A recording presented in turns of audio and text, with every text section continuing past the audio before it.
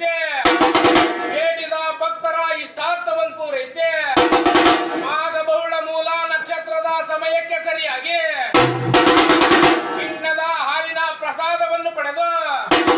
ಸರ್ವ ಸದ್ಭಕ್ತರಿಗೂ ಆಶೀರ್ವಾದವನ್ನು ಕೊಡುತ್ತಾ ದರ್ಶನವನ್ನು ನೀಡುತ್ತಾ